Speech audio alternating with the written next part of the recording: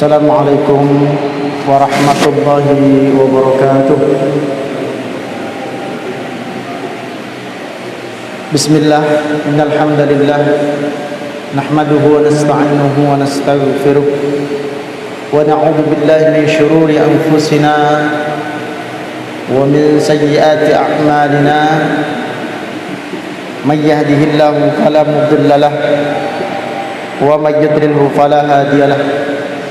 Asyhadu an la ilaha illallah wahdahu la syarika lah wa asyhadu anna Muhammadan abduhu wa rasuluhu la nabiyya wa rasula ba'dah wa la haula wa la quwwata illa billah, amma ba'd. Jemaah sekalian yang semoga sama-sama dimuliakan oleh Allah Subhanahu wa taala. Alhamdulillah, tak henti dan tak bosan kita senantiasa memuji Allah Subhanahu wa taala, bersyukur atas segala nikmat karunia yang Allah berikan kepada kita, dan memohon kepada Allah Subhanahu wa taala agar senantiasa menolong kita untuk mampu menjadi hamba-hamba yang pandai bersyukur atas nikmat-nikmat Allah Subhanahu wa taala.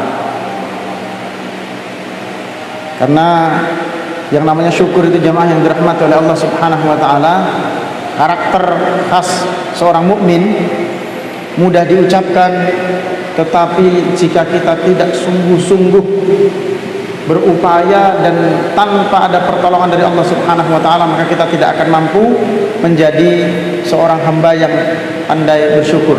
Betapa banyak orang yang diberikan oleh Allah Subhanahu wa taala nikmat yang banyak sekali, akan tetapi waktu-waktunya, hidupnya hanya diisi dengan keluhan demi keluhan. Persoalan kecil dikeluhkan, persoalan kecil senantiasa, kemudian tidak bisa dia melihat nikmat Allah yang besar kemudian untuk mensyukurinya.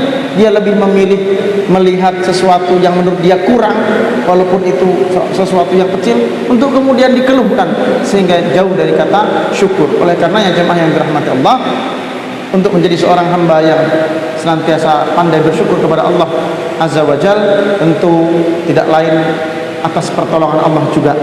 Oleh karenanya kita memohon kepada Allah agar kita dijadikan sebagai hamba-hamba yang pandai bersyukur. Allahumma a'inni ala dzikrika wa syukrika wa husni ibadatik. Itu salah satu doa yang diajarkan oleh Nabi sallallahu alaihi wasallam agar senantiasa kita panjatkan. Ya Allah, tolonglah aku agar senantiasa pandai bersyukur kepadamu, dan kemudian senantiasa memperbaiki ibadah kepadamu. Jadikan kami hamba yang pandai senantiasa berzikir kepadamu, mengingatmu, bersyukur kepadamu, dan memperbaiki ibadah kepadamu. Itu doa yang diajarkan oleh Nabi SAW. Jadi pandai bersyukur itu juga tentu atas dengan pertolongan Allah Subhanahu wa ta'ala. Dan ingat jemaah yang dirahmati Allah, yang namanya syukur itu bukan semata pengetahuan, tapi syukur itu adalah keterampilan. Syukur itu bukan sekedar pengetahuan, tapi keterampilan. Yang namanya keterampilan itu mesti banyak dilatih. Cara melatihnya bagaimana? Sekecil apapun kita dapat nikmat, ucapkan alhamdulillah. Jangan pernah lupa itu, walaupun mungkin itu sederhana, kita hanya sekedar mengucap alhamdulillah, tapi setiap nikmat apapun itu, sekecil apapun, kita makan, habis makan ucap alhamdulillah, kita minum, habis minum ucap alhamdulillah, bertemu kawan, bertemu saudara, ucap alhamdulillah, pulang dari kerja bisa sampai ke rumah kumpul dengan keluarga, ucap alhamdulillah. Setiap nikmat kita ucap alhamdulillah, kita syukur kepada Allah Subhanahu wa taala. Itu yang kata Allah, wa amma bi ni'mati rabbika fahaddits. Maka dengan nikmat Allah itu terus ulang-ulang, syukur itu terus diulang-ulang, supaya kita terampil, pandai bersyukur. Karena tadi ya, syukur bukan semata pengetahuan, tapi keterampilan. Keterampilan mesti dilatih terus-menerus. Itulah sebabnya jemaah yang dirahmati Allah, tak bosannya kita saling mengingatkan tentang pentingnya bersyukur ini. Yang mana insyaallah ketika kita pandai bersyukur, maka Allah Subhanahu wa taala sudah menjanjikan, la in syakartum la azidannakum. Kalau pandai bersyukur, maka Allah akan tambahkan nikmat. Wala in kafartum inna adzabi lasyadid. Tapi siapa yang kufur, tidak bersyukur atas nikmat Allah, maka Allah Subhanahu wa taala akan azab, Allah akan hukum. Dihukum oleh Allah Subhanahu wa taala. Terkadang justru hukumannya itu melalui nikmat-nikmat yang Allah sudah berikan itu tapi tidak disyukuri, itu berubah menjadi azab, menjadi hukuman bagi kita. Betapa banyak orang diberi harta banyak, itu nikmat, tidak pandai bersyukur, dia celaka oleh karena hartanya. Betapa banyak orang diberi anugerah keluarga, diberi anugerah anak, itu nikmat, tetapi dia tidak pandai bersyukur, tidak membuat dia dekat dengan Allah Subhanahu wa taala, maka anaknya, keluarganya menjadi musibah buat dia, menjadi bencana buat dia. Inna azabi lasyadid. Karena orang yang kufur kepada Allah, maka Allah Subhanahu wa taala persiapkan azab untuk mereka. Semoga Allah Subhanahu wa taala jadikan kita hamba-hamba yang pandai bersyukur. Allah tambahkan nikmat kepada kita, Allah berkahi seluruh nikmat yang diberikan kepada kita dari Rabbul Alamin. Kedua kalinya salawat dan salam tak boleh lupa senantiasa kita aturkan kepada junjungan kita Nabiullah Muhammad sallallahu alaihi wasallam beserta ahli bait beliau, para keluarga, para sahabat, dan semoga kita yang hadir di tempat ini, kita semua, keluarga kita, anak keturunan kita, semua menjadi umat Nabi sallallahu alaihi wasallam yang senantiasa istiqamah ittiba kepada sunnah Nabi sallallahu alaihi wasallam. Ini yang paling penting. Kalau kita bisa tinggalkan harta itu akan habis jemaah. Kita kumpulkan harta, kita tinggalkan untuk anak kita. Kita khawatir anak kita nanti kalau saya nggak ada, anak saya makan apa? Kalau saya nggak ada, nanti anak saya tinggal di mana? Saya cari harta banyak-banyak dikumpulkan untuk anaknya, tapi tidak sedikit dikumpulkan harta. Begitu bapaknya sudah nggak ada, orang tuanya sudah meninggal, harta tadi tidak membuat anak-anak ini menjadi bahagia, justru berkelahi antar satu sama lain, sesama keluarga, sesama saudara. Bahkan ada yang bapaknya belum wafat sudah dilaporkan polisi berebut warisan, berebut harta bapaknya. Nauzubillah min dzalik. Tapi kalau kita tinggalkan sunnah Nabi, kita tinggalkan ajaran Rasulullah sallallahu alaihi wasallam kepada anak-anak kita menjadi anak-anak yang taat, dekat kepada Allah Subhanahu wa taala, senantiasa menghidupkan sunnah Nabi sallallahu alaihi wasallam, itu yang menjadi impian kita, menjadi dambaan kita. Insyaallah akan hadir kebahagiaan dalam keluarga kita, dalam kehidupan anak-anak kita, anak-anak keturunan kita yang kita harapkan. Dan tentu berharap kita kelak bisa berjumpa, berkumpul kembali dengan keluarga kita, dengan anak-anak kita, keturunan kita di surganya Allah Subhanahu wa taala. Di dunia mungkin boleh pisah.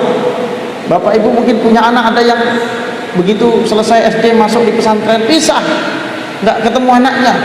Ada yang ketemunya sebulan sekali, bahkan ada yang ketemunya setahun sekali, 2 tahun sekali. Ada yang tidak ketemu sampai selesai sekolah.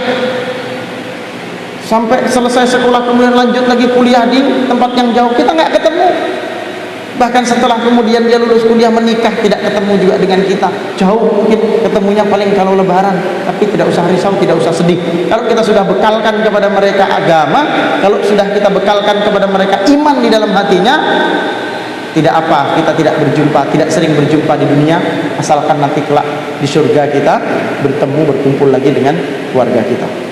Buat apa kalau kita kumpul terus, banyak kumpul bersama keluarga di dunia, akan tetapi nanti di akhirat justru berpisah, tidak bisa berkumpul, atau malah kumpulnya naudzubillah min dzalik, kumpulnya di neraka.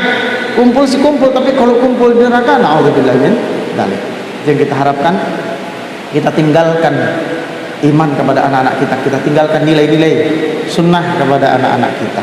Oleh karenanya, bagaimana mungkin kita bisa meninggalkan itu semua kalau kita juga tidak sungguh-sungguh belajar, memahami, mempelajari sunnah-sunnah Nabi sallallahu alaihi wasallam dalam setiap kehidupan.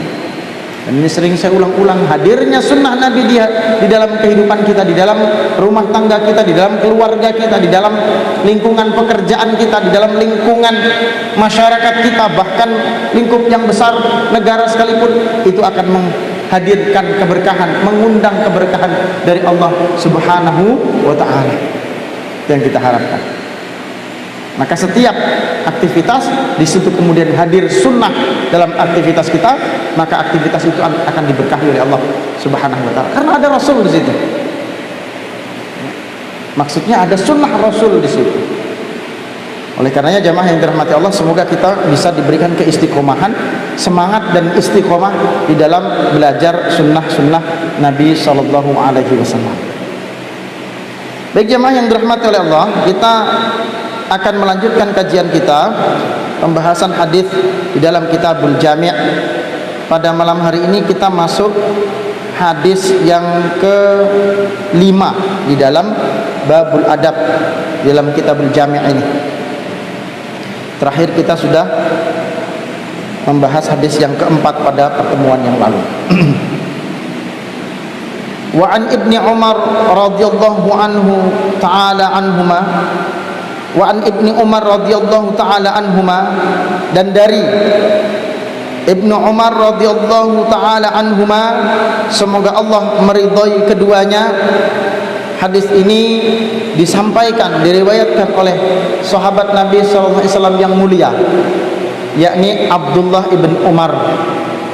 Abdullah bin Umar bin Khattab radhiyallahu anhu, anaknya Umar bin Khattab radhiyallahu anhu. Ya, sering kemudian dikenal dengan sebutan Ibnu Umar, begitu saja. Abdullah ibn Umar radhiyallahu anhu ini adalah seorang sahabat Nabi yang masih muda. Ketika masuk Islam, beliau masih usianya kanak-kanak. Ketika perang Badar, Abdullah bin Umar ini usianya baru 13 tahun. Baru 13 tahun. Perang Badar itu pada tahun kedua Hijriah. Pada tahun kedua Hijriah, berarti ketika ikut hijrah itu usianya mungkin baru 12 tahun, berarti 12 tahun atau bahkan kurang dari itu, masih sangat muda. Ketika perang Badar, peristiwa perang Badar, Abdullah bin Umar ini mau ikut, tapi ditolak oleh Nabi Sallallahu Alaihi Wasallam karena dianggap belum cukup umur, belum balik maksudnya. Nah, ini batasan balik anak-anak itu. Nabi sallallahu alaihi wasallam banyak perang Badar itu banyak menolak sahabat-sahabat muda. Datang kalau umurnya belum genap 15 tahun ditolak oleh Nabi sallallahu alaihi wasallam. Dianggap belum balik. Karena memang ya berdasarkan riwayat-riwayat semacam ini kemudian para ulama akhirnya menjadikan dalil bahwa batasan usia balik itu adalah 15 tahun. Nah, di antara tanda-tanda balik kalau untuk laki-laki itu, satu, dia pernah bermimpi, ya, mimpi basah maksudnya, ya, pernah bermimpi, atau kemudian usianya masuk 15 tahun. Atau ada tambahan lagi ketika sudah, ini dalam fikih, ketika sudah muncul rambut di sekitar kemaluannya, maka itu batasan balik. Mana salah satu di antaranya yang duluan itu batas balik. Kalau belum 15 tahun tapi sudah mimpi, ya balik lah, sudah dia. Tapi kalau ada anak yang ditanya, kamu udah mimpi belum? Belum, berarti saya belum balik. Nanti mungkin alasan, oh nggak puasa nggak apa-apa, padahal umurnya udah 16 tahun misalnya, begitu ya. Belum pernah mimpi, ya, belum keluar rambut di sekitar kemaluannya, tapi usianya sudah lewat 15 tahun. 15 tahun itu batasan dia sudah balik. Alasannya, dalilnya, ini tadi riwayat Nabi sallallahu alaihi wasallam banyak menolak para sahabat ketika usianya belum genap 15 tahun.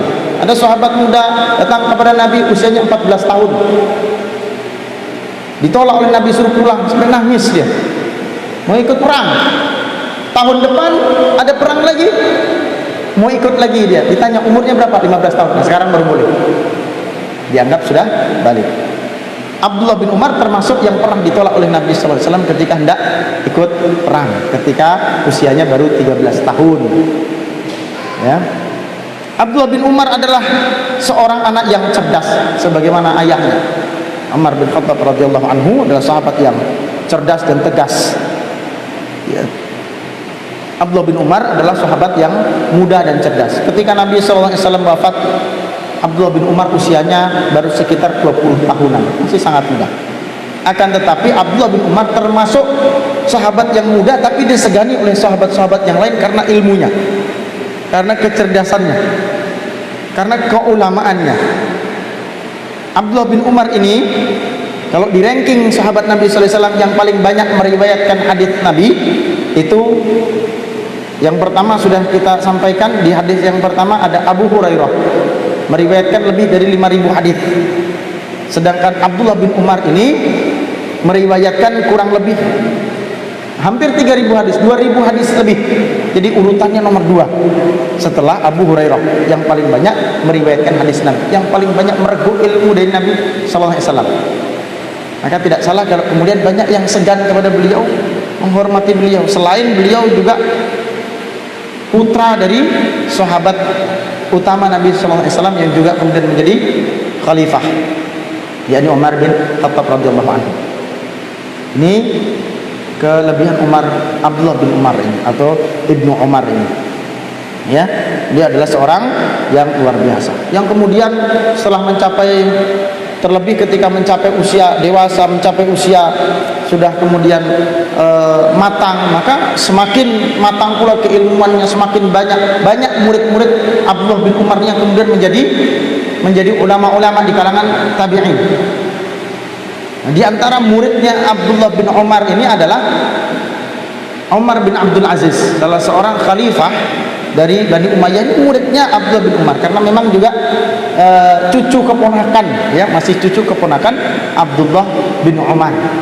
Ketika ayahnya Umar bin Abdul Aziz bin Abdul Malik itu kemudian diutus oleh khalifah untuk menjadi gubernur di Mesir, itu waktu itu Umar bin Abdul Aziz yang waktu itu masih kecil mau dibawa oleh bapaknya ke Mesir, tapi dilarang oleh Abdullah bin Umar. Biar saja tinggalkan dia di Madinah, biar kami mendidiknya. Akhirnya dididik. Di antara gurunya Umar bin Abdul Aziz adalah Abdullah bin Umar ini. Itu sekelumit di antara profil dari Abdullah bin Umar radhiyallahu anhu. Qala, beliau berkata, qala Rasulullah sallallahu alaihi wasallam, telah bersabda Rasulullah sallallahu alaihi wasallam, la yuqimur rajula min majlisihi thumma yajlisu fihi walakin tafassahu wa tawassa'u. Kata Nabi sallallahu alaihi wasallam, janganlah seseorang mendirikan atau membuat orang lain berdiri ketika di dalam suatu majelis, kemudian ia duduk di tempat itu, ya.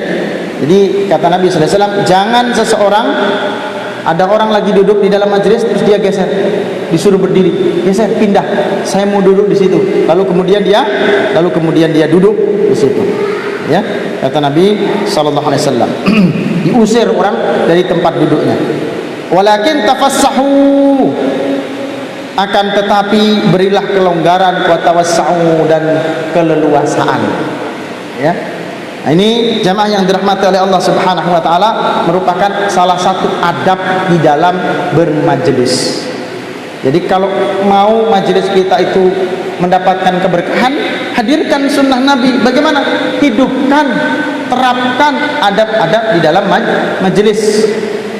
Biar hebat ini yang mimpin majelis, biar hebat ini pembicaranya, ulamanya, ustadznya, gurunya, tapi majelis itu tidak dihiasi dengan adab-adab sunnah Nabi sallallahu alaihi wasallam, maka berkurang berkah itu, akan bisa hilang barokah dari majelis itu.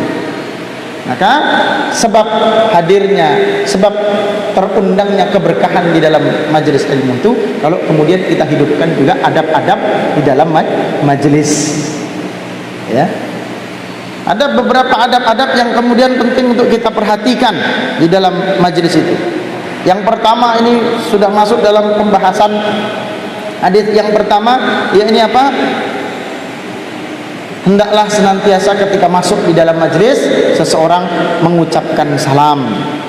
Kata Nabi sallallahu alaihi wasallam dalam sebuah hadis yang diriwayatkan Imam Ahmad, Abu Daud, Imam Tirmidzi, Ibnu Hibban, Al-Hakim, dari Abu Hurairah radhiyallahu anhu, idan taha ahadukum ilal majlis falyusallim fa in badalahu ay yajlisa falyajlis thumma idza qama falyusallim falaisatil ula ahaqqu min akhirah. Kata Nabi sallallahu alaihi wasallam, apabila seorang di antara kamu datang di suatu majlis, maka hendaklah ia mengucapkan salam. Jika ingin duduk maka silahkan duduk.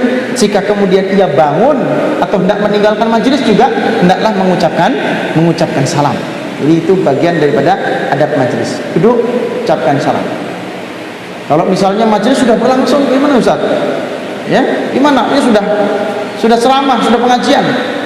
Ucapkan salam kepada orang yang terdekat. Duduk, ucapkan salam. Assalamualaikum. Nah, kalau di hadis yang pertama, adab ketika berjumpa, salam. Kalau bisa bersalaman. Karena kalau sekarang tidak setiap saat kita bisa salaman. Ucapkan salam aja cukup. Alhamdulillah kita ada salam nih. Walaupun nggak bisa salam, nggak bisa musafahah berjabat tangan, kita bisa ucapkan salam. Assalamualaikum. Ya. Nah, itu adab supaya hadir keberkahan. Kita datang membawa keberkahan. Kalau kita pergi pun ucapkan salam, pulang membawa keberkahan. Berkah dari majelis itu. Ya. Dan sering saya sampaikan, sudah pernah saya sampaikan juga bahwa kita hadir di majelis ilmu ini yang paling utama kita harapkan keridhaan Allah dan keberkahan dari Allah Subhanahu wa taala, keberkahan di dalam majelis ini. Ya. Keberkahan di dalam majelis ini. Nah, untuk menghadirkannya penuhi, perhatikan adab-adab di dalam majelis itu. Yang pertama mengucapkan salam. Kemudian yang kedua ini tadi diantaranya hadis yang kita baca tadi, yakni tidak mengusir orang yang sudah ada terlebih dahulu di dalam majelis itu. Sudah ada orang duduk, nggak boleh kita singkirkan, nggak boleh kemudian kita usir, sekalipun itu anak-anak yang duduk di situ. Kalau anak-anak itu duduk tenang, mendengarkan majelis ilmu, mengikuti majelis ilmu, menyimak dengan baik, nggak boleh kita usir mentang-mentang kita orang tua, karena dia sudah duduk di situ terlebih dahulu. Itu haknya dia. Nggak boleh kita usir, nggak boleh kita suruh geser, suruh pindah. Ya, nah, ini nggak boleh. La yuqimur rajula min majlisihi thumma yajlisu fi. Jangan membuat orang yang duduk di dalam majelis berdiri kemudian kita duduk di tempat itu. Ya, nggak boleh. Kalau Nabi Sallallahu Alaihi Wasallam melarang, ya, maka siapa yang kemudian suka melanggar apa yang dilarang oleh Nabi Sallallahu Alaihi Wasallam, sama saja dia kemudian menghalangi keberkahan. Hati-hati, man raghiba an sunnati falaysa minni. Barang siapa meremehkan sunnahku, maka ia bukan golonganku, kata Nabi sallallahu alaihi wasallam. Ya. Kalau sudah hadir di masjid misalnya, mau sholat Jumat, sudah sholat Jumat, duduk di saf terdepan. Nggak boleh kita datang belakangan, tiba-tiba kita pengen duduk di depan, tolong Pak geser. Kita jauhkan orang, kita suruh pindah orang lain, nggak boleh. Sekalipun misalnya kita pejabat misalnya, ini mau pejabat mau duduk sini Pak, Bapak pindah. Ya kalau mau duduk soft awal datangnya juga awal. Ya, maunya duduk di depan tapi memangnya warung makan bisa dipesan, telepon dulu, tolong ya. Kalau warung makan bisa reservasi, hotel bisa reservasi. Saya mau kamar nomor sekian, saya mau kursi nomor sekian, bisa. Tapi nanti datangnya ya jam 12. Belum datang. Kalau di warung makan, di restoran bisa. Oh di masjid nggak bisa. Hari Jumat ini saya ditelepon pengurus masjidnya, lo ini pejabat mau duduk di depan, tapi nanti datangnya jam 12. Nyusahin orang sudah rapi duduk di situ, dia lewat terus mau duduk di paling depan. Padahal itu kan ada keutamaan. Kata Nabi Sallallahu Alaihi Wasallam, orang di dalam soft terdepan, ya, kalau seandainya orang itu tahu keutamaannya, kata Nabi Sallallahu Alaihi Wasallam, keutamaan soft paling depan itu niscaya dia akan berebut dengan diundi. Saking utamanya soft depan. Ya. Berebut kalau orang paham keutamaannya. Apakah kita mau memberikan begitu sengaja? Ya. Kok enak betul tinggal telepon, ini saya mau soft depan, nggak boleh. Ini termasuk dalam hadis ini, tidak boleh kita membuat orang lain berdiri, ya, kemudian kita duduk di tempat itu. Nah, ini nggak boleh. Nah, ini termasuk perkara yang dimakruhkan adalah kalau kita mampu mendapatkan satu tempat yang utama, mendapatkan fadilah, tapi fadilah itu kita berikan kepada orang lain, itu makruh, nggak boleh. Dalam Islam dianjurkan kita punya sifat ithar. Sifat ithar itu mendahulukan orang lain, mendahulukan kepentingan orang lain. Orang mau naik kendaraan, kita sama-sama kawan kita suruh kawan kita, silakan Pak naik duluan. Naik di kendaraan, misalnya kita sudah duduk, ternyata ada orang lain, orang tua misalnya berdiri, terus kita berdiri, Pak silahkan duduk di sini, itu boleh, itu bagus, utama, pahalanya besar. Itu sifat ithar, mendahulukan orang lain. Kita lagi makan, kita persilahkan, silakan Pak, Bapak duluan, kita ambilkan kawan kita makan, kita ambilkan minum, itu ithar, sifat ithar. Tapi itu dalam perkara duniawi. Tapi dalam perkara ibadah tidak ada ithar, tidak boleh ada ithar. Kita sudah soft terdepan, dapat soft depan, kita tengok belakang, ada pejabat, silakan Pak duduk di depan, nggak boleh. Terus kita mundur ke belakang, nggak boleh.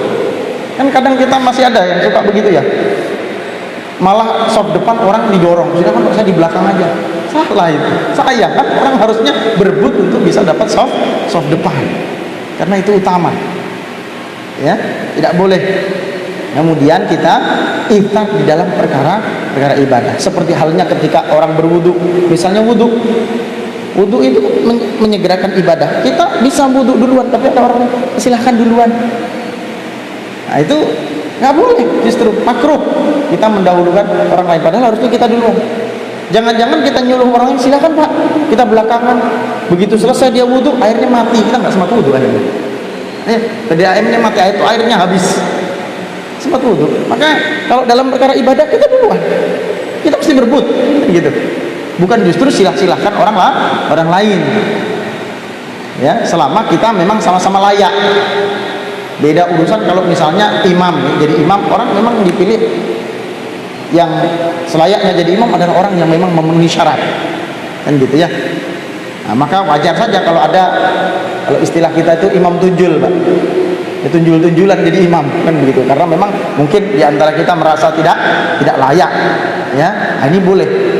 Tapi kalau sama-sama layak di soft depan ini semua orang layak, kan begitu.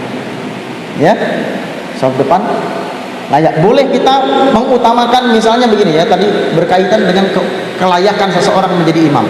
Maka yang jadi imam adalah orang yang layak. Lalu kemudian upayakan kalau bisa yang berdiri di belakang imam adalah orang yang layak juga menjadi imam, sehingga nanti kalau imamnya batal dia bisa maju. Nah, itu boleh, karena memang orang ini punya kelayakan, kan gitu ya. Nah, boleh yang seperti itu. Tetapi ketika kelayakan kita sama saja, sama-sama boleh di soft depan dan mendapatkan keutamaan, jangan diberikan kepada orang lain. Dan tidak boleh kita juga merebut milik orang lain tadi, menyingkirkan orang dari majelis, dari tempat duduk. Ya, bahkan kalau di dalam dalam sholat Jumat ada hadis khusus berkaitan dengan itu, bahwa termasuk perkara makruh dan mengurangi keutamaan ibadah Jumat kita adalah ketika kita masuk ke masjid memisahkan orang, ya, kemudian orang lagi duduk kanan kiri lalu kemudian kita langkahi pundaknya. Nah, itu tidak diperkenankan. Nah, ini betapa adab di dalam majelis penting untuk kita perhatikan. Ya. Nah, bahkan justru seharusnya kita harus kemudian tahu diri. Kalau kemudian memang kita terlambat, jangan mentang-mentang, kan gitu ya. Abdullah bin Umar yang meriwayatkan hadis ini luar biasa tawadhu'nya beliau itu. Dalam sebuah riwayat ada dijelaskan di dalam Adabul Mufrad Imam Bukhari, wa kana Ibnu Umar idza qama lahu rajulun min majlisihi lam yajlis fihi. Ibnu Umar itu jika ada seorang berdiri dari majelisnya, orang sudah bermajlis, dia duduk, datang Ibnu Umar, terus orang itu berdiri mempersilahkan Ibnu Umar untuk menempati tempat duduknya. Ibnu Umar nggak mau. Silakan duduk, itu tempat, itu hakmu. Ya, tidak mau diistimewakan. Kalau kita kan senang gitu ya. Kita datang orang masuk, silakan duduk, masya Allah, dihormati demikian rupa. Ibnu Umar nggak mau. Ibnu Umar tidak suka seperti itu. Ya, saking tawaduknya beliau itu. Ya. Nah, maka kalau kita lihat hadis ini, ya, walakin tafassahu wa tawassau, maka hendaklah berlapang-lapang. Perintahnya hendaklah senantiasa berlapang-lapang. Sesuai di dalam Al-Qur'an juga disebutkan di dalam kata Allah Subhanahu wa taala, ya ayyuhalladzina amanu idza qila lakum tafassahu fil majalis fafsahu yafsahillahu lakum wa idza qila fanshuzu yarfa'illahu alladzina amanu minkum walladzina utul ilma darajat wallahu bima ta'maluna khabir. Surah Al-Mujadalah. Hai orang-orang yang beriman, apabila dikatakan kepadamu berlapang-lapanglah di dalam bermajlis, maka lapangkanlah, niscaya Allah akan memberi kelapangan untukmu. Dan apabila dikatakan berdirilah kamu, maka berdirilah, niscaya Allah akan meninggikan orang-orang yang beriman di antara kamu dan orang-orang yang diberi ilmu pengetahuan dengan ketinggian beberapa derajat, dan Allah Maha mengetahui apa yang kamu kerjakan. Ini perintah Nabi sallallahu alaihi wasallam, perintah Allah Subhanahu wa taala, senantiasa berlapang-lapang. Jadi kalau di dalam majelis, orang yang datang belakangan hendaklah dia tawadhu, jangan sampai arogan menyuruh orang lain pindah, minta diberi tempat istimewa. Satu sisi, orang yang sudah ada lebih dulu diperintahkan untuk berlapang-lapang dan berlemah lembut, ya. Begitu orang lain datang, tidak perlu diminta. Kalau memang masih ada ruang, kita bergeser, itu boleh, dan itu sesuatu yang baik. Tidak baik kita menempati tempat duduk orang, tapi satu kebaikan ketika kita memberikan tempat duduk bagi orang lain, ya, selama tidak menghilangkan keutamaan yang kita dapatkan. Nah, ini ya, itu petunjuk Nabi sallallahu alaihi wasallam di dalam adab bermajelis. Kemudian berikutnya, hendaklah tidak duduk di antara dua orang tanpa izin. Kata Nabi SAW, hadis diriwayatkan oleh Imam Abu Dawud, la yujlas baina rajulaini illa biidnihima. Janganlah, ya, tidak boleh, kata Nabi SAW, seorang duduk di antara dua orang kecuali dengan izin keduanya. Sudah ada dua orang di sini, lalu kita datang tiba-tiba duduk di tengah itu tanpa izin. Orang ini berdekatan, lain kalau jauh, satu di ujung sana, satu di ujung sana, kita duduk di tengah, tidak usah minta izin. Kalau ada orang duduk, memang di situ mungkin ada ruang sedikit gitu cukup, terus tiba-tiba kita langsung duduk di situ tanpa izin. Kenapa? Bisa jadi dua ini ternyata lagi ya duduk ngobrol misalnya, ya, sedang ada yang dibicarakan misalnya, atau nyaman sudah dia di situ, lalu kita pisahkan, ya, lalu kita pisahkan. Nggak boleh kecuali kita izin, tanya, boleh nggak saya duduk di sini? Dipersilahkan, baru kita duduk. Nggak boleh kita memisahkan dua orang yang duduk bersebelahan tanpa meminta izin terlebih dahulu. Duduk di sisi yang lain, duduk di sisi kanan atau duduk di sisi kirinya. Itu adab di dalam majelis, ya. Kemudian tidak perlu berdiri untuk menyambut seseorang untuk diagungkan. Nah, ini termasuk dalam adab majelis. Nabi SAW tidak suka kalau ada orang berdiri tiba-tiba menyambut Nabi ketika Nabi datang. Kata Nabi SAW, man ahabba ayyatamattala lahu rijalu qiyaman falyatabawwa maq'adahu minan nar. Hadisnya diriwayatkan oleh Imam Ahmad, Abu Daud dan Tirmidzi. Barang siapa yang suka dihormati dengan berdiri, maka hendaknya ia mengambil tempat duduknya di neraka. Sudah disiapkan kapling di neraka bagi siapa? Orang yang suka berbangga kalau dihormati orang sedemikian rupa. Dia datang, orang berdiri, dia senang dihormati seperti itu. Ini tanda-tanda orang ada benih-benih kesombongan di dalam hatinya. Maka Nabi sallallahu alaihi wasallam mengatakan, falyatabawwa maq'adahu minan nar. Siapkan tempat duduknya di neraka. Ya, neraka tempatnya orang yang sombong. Ya, kalau orang bangga senang dihormati sedemikian rupa. Ya, kalau ada orang berdiri, ya, bukan kemauan kita dan kita sebenarnya tidak menghendakinya, tidak suka, ya tentu itu lain cerita. Tapi kalau kita bangga, senang, pejabat ini, begitu datang orang berdiri, kalau bisa Orang datang, ya, berdiri, kita silakan duduk, tidak usah harus berdiri, duduk saja. Sebagaimana Ibnu Umar tadi, bahkan ketika orang berdiri memberikan tempat duduk untuk beliau nggak mau. Padahal beliau adalah orang yang mulia, orang yang utama. Ya, apalagi sampai menggeser tempat duduk orang lain. Nah, ini Nabi SAW mengingatkan untuk tidak melakukannya. Ya, nah, ini ya jamaah yang dirahmati oleh Allah Subhanahu Wa Taala, di antara adab-adab di dalam bermajelis. Ya. Kemudian yang berikutnya, ini sudah terbahas pada hadis yang kemarin, hadis yang keempat yang sudah kita bahas. Hendaklah ketika kita di dalam majelis tidak berbisik-bisik dua orang tanpa melibatkan orang yang ketiga. Ya, tidak melibatkan orang yang ketiga. Kita berbisik-bisik sebelahan, lalu kawan di sebelahnya kita tidak ajak, yang memungkinkan terjadinya kesalahpahaman atau ketersinggungan orang lain. Ini sudah kita bahas. Itu termasuk bagian daripada adab di dalam bermajelis. Kemudian di dalam majelis adab-adab yang penting untuk kita perhatikan, yaitu adabul istidzan. Adabul istidzan, adab meminta izin ketika di dalam majelis. Jadi kalau di dalam majelis itu bukan majelis selonang-selonong, datang nyelonong, keluar pun nyelonong. Tadi sudah di adab yang pertama, datang salam, keluar pun salam. Di dalam majelis itu ada yang memimpin majelis, kan gitu ya. Maka ketika hendak meninggalkan majelis, hendaklah dia memohon izin kepada pemimpin majelis itu. Di dalam Al-Quran, dalam surah An-Nur ayat ke-62, Allah Subhanahu wa Ta'ala berfirman, innamal mu'minuna alladzina amanu billahi wa rasulih. Hanya saja orang-orang yang beriman itu adalah orang-orang yang beriman kepada Allah dan Rasulnya. Wa idza kanu ma'ahu ala amrin jami' lam yadhhabu hatta yasta'dhinuh.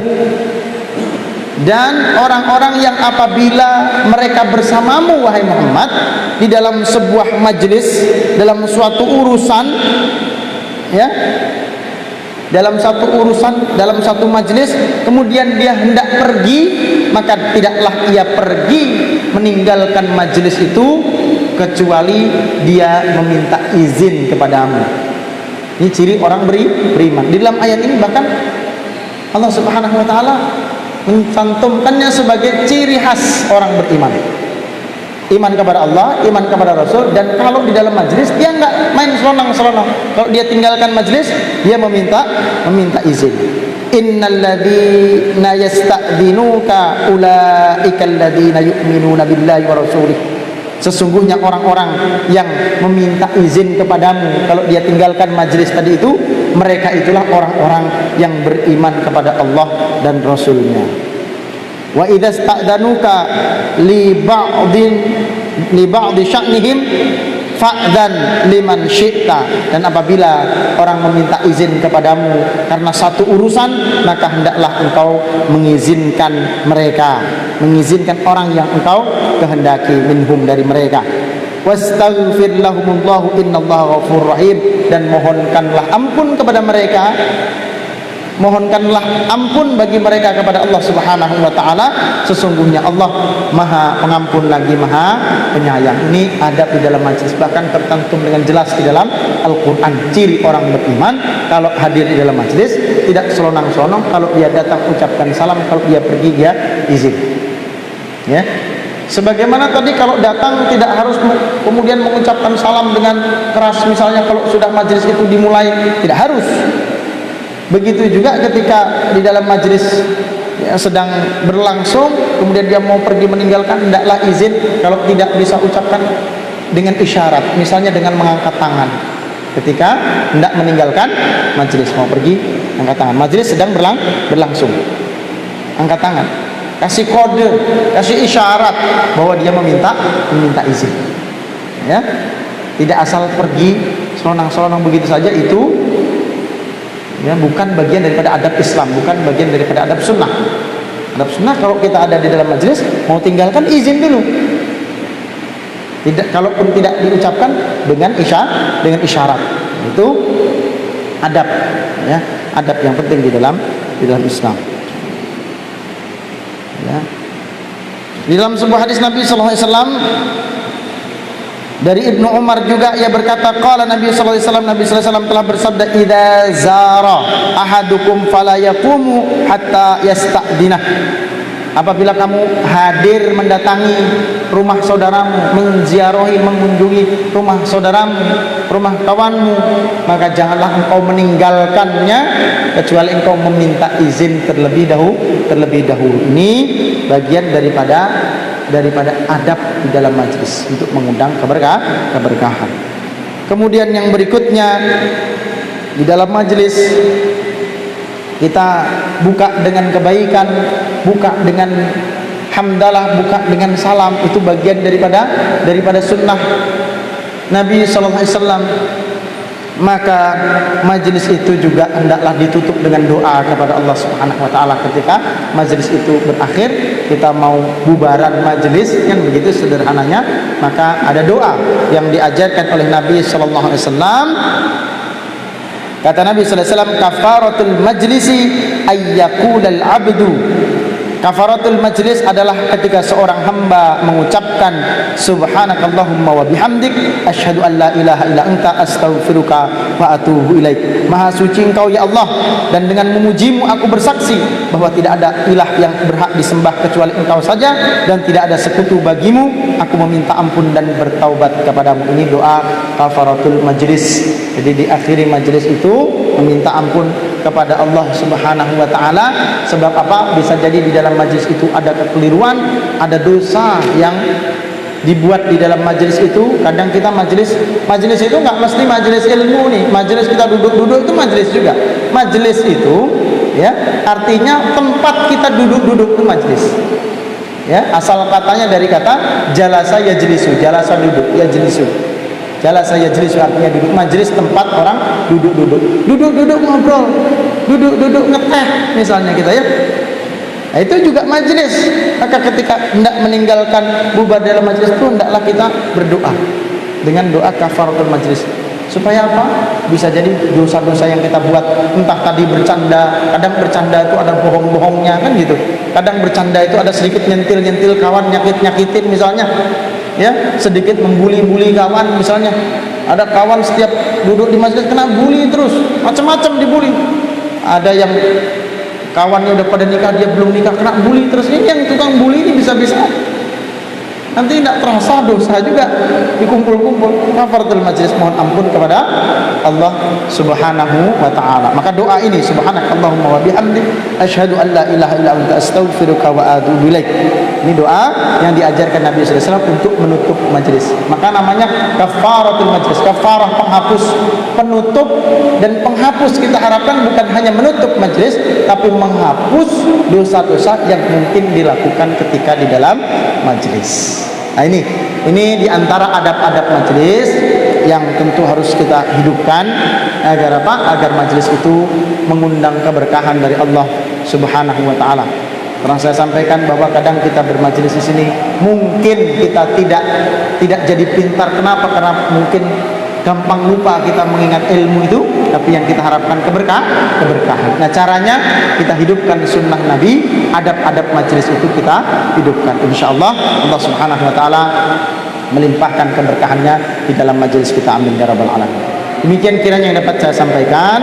Semoga ada manfaatnya. Mohon keberkahan dari Allah Subhanahu wa taala. Jika ada salah dan khilaf mohon dimaafkan. Usikum wa nafsi bi taqwallah. Ihdinas siratal mustaqim. Subhanakallahumma wa bihamdika asyhadu an la ilaha illa anta astaghfiruka wa atubu ilaik. Walhamdulillahirabbil alamin. Wassalamualaikum warahmatullahi wabarakatuh. Bergabunglah bersama Gerakan Infak Peduli Dakwah. Hanya dengan mendonasikan dana Anda sebesar Rp50.000 setiap bulan, berarti Anda telah membantu syiar dakwah Islam hingga ke berbagai wilayah pedalaman Kalimantan Timur. Karena dakwah tak harus ceramah. Kirim SMS atau WA Anda, ketik GIP dakwah, kirim ke 0811 586 1331.